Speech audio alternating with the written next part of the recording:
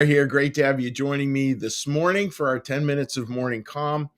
And today I want to talk about something that's very, very, very subtle and incredibly important at the same time. So it's a piece of a Christian New Church perspective that's near and dear, but it's one that is very easy to miss the implications of it.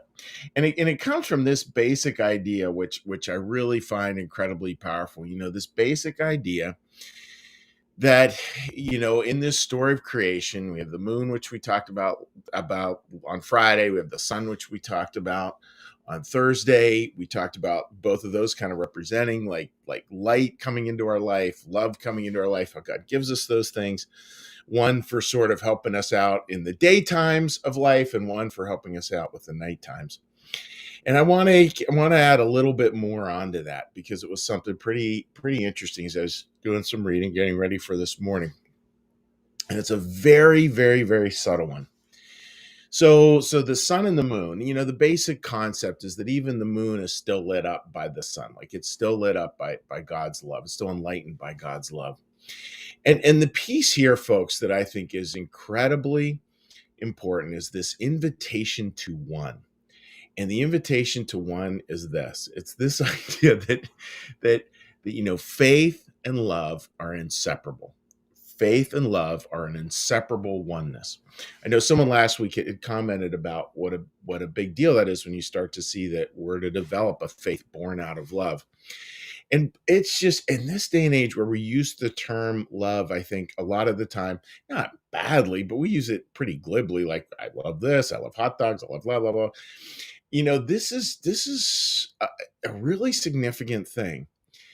Folks, just let that sink in, right? That we cannot allow faith and love to ever be divided. Interesting in a Christian New Church perspective, that's where the real danger is. And we talk about that as the danger of faith alone, when it just breaks off into faith alone with no concept about being a loving person or loving other people or loving God, and it just becomes faith alone. That's dangerous. And that's where faith can become very rapidly weaponized. It's interesting, I think, trying to watching how this works and trying to be super careful with it because we just don't want our faith to be something that traumatizes other people. It should be something that comforts other people. Now, of course, with that comforting, are there times where on the process to that there might be something confrontational? Obviously yes. But trauma, no, that should never happen. And I certainly have known people who've been traumatized by faith, where people have weaponized it, and that's just sad. That's not how it's supposed to be. That faith is born of love. It was fun watching. At New Church Live, we just did with a lot of help and ideas from Linda, actually, who oftentimes tunes in. We just got done with a Valentine's drive, and a lot of people have dropped some stuff off at a local nonprofit for Valentine's. Some people dropped it off at the office. And last night I had a family, bring this beautiful, like, wrapped box with all kinds of Valentine's goodies in it. Like, that is faith and love being one and the same, right? That's it. That was it right there. And I think to a family who's struggling, who may have a mom or a dad or a kid who's struggling with a cancer diagnosis, to have that box show up on your front door filled with good stuff, like, that's faith and love coming together. And that's an incredibly important thing. And folks, here's the amazing part. Again, it's a little bit theological, but I think it's significant. Eventually, that love becomes the thing that drives our faith. We tend to think of faith as being a belief system, which it can be, obviously. Important thing to have, work on what's in our head. That makes a difference. We eventually want to get to the point where love is the driving factor of faith. And think of that as trust. Love is the driving factor of trust and of our how we see God and how we see other people. And in that realm, there's no there's no space for weaponizing faith whatsoever. Faith becomes just this warm welcome home, this warm welcome home. And I struck again and again about how much people want that, how much they're looking for it, and how much our job as churches and as Christians is to offer that to them. So that's my thought for today, folks. And it's not terribly profound, but when you start to think of the implications of that, faith and love are indivisibly one. It can actually end up growing on you a little a little bit there. So, folks, what we're going to do now is we're going to do our little prayer, a little blessing, um, and then we'll say hello to people. You can, again, if you're joining us for the first time, you can say hello on our Facebook page, New Church Live's Facebook page. And you can go right on there, leave a comment, and we'll be reading those off here in just a couple of minutes. So to get us started here, folks, the first thing I want to do is just to ring a little bell here. Just take a breath.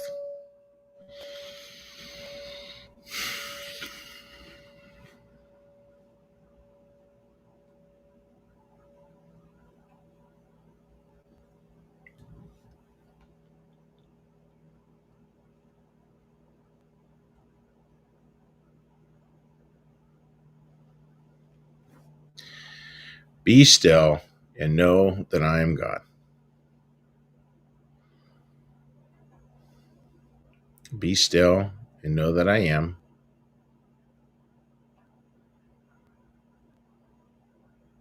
Be still and know that I.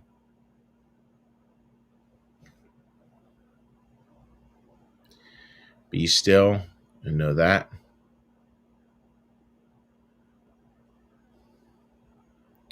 Be still and know.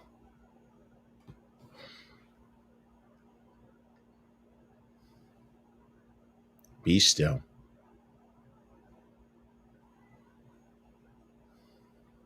Be.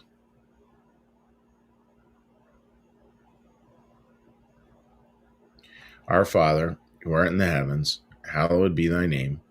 Thy kingdom come, thy will be done, as in heaven, so upon the earth.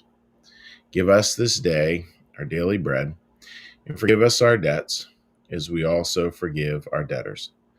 And lead us not into temptation, but deliver us from evil. For thine is the kingdom, and the power, and the glory forever. Amen. May the Lord bless you and keep you. May the Lord make his face to shine upon you and be gracious unto you. May the Lord lift up his countenance upon you and bring you peace and bring you home.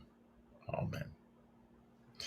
All right, friends. Well, great again, as always, to be able to join you this morning. So you can go ahead and leave a comment on New Church Live's Facebook page, as we always do at the end of our services here, as we scroll on through and offer a little commentary there. Teresa, good morning to you, my friend out there in Pittsburgh, Pennsylvania. Marianne, good morning to you. Hope you're doing well, and your husband and I are still trying to figure out a good lunchtime. We're going to get together for lunch and chat. Molly, good to see you joining us from over there in good old Ireland, which is great. George, joining us from a very opposite climate down there in Africa. Good to have you joining us, George. Marcus, good to have you joining us this morning, buddy. Paige, I hope you're doing well, my friend. Thank you for that note, by the way. Susan, good morning and happy Monday. Happy Monday to you too as well. Tori, good morning to you. And it was great getting a chance to have lunch with you folks. Just so everyone knows, once a month we do a lunch with the pastor. And Terry and Fred were down, and Tori and Fred were down, and we sure had a great time having lunch with a number of people. It was way fun. Gene, thankful for knowing we always have a warm welcome home. And that's it, right? Like it's this warm welcome home. And I keep going back to the idea that faith really should be this art of homecoming. I mean, that's what it really should look like. Yeah, Carl, I can't argue with that, Carl. Carl writes, I'm thinking there's no way to have a faith that is not driven by love. The real and critical issue is to focus on the question, what kind of love is driving us in life, and the creation and application of our belief system. That is very well said, my friend. Uh, Joy writes, have a good day. Marcus, music was a blessing Sunday, as always, and totally agree with that. It sure was good. Teresa writes, hope everyone has a great day. And Kim writes, good morning to all. And I would just add, wishing you all just a great week. And whether you're joining us live or archived, just wonderful to be able to share this little morning time with you folks. So take care. God bless. Bye-bye.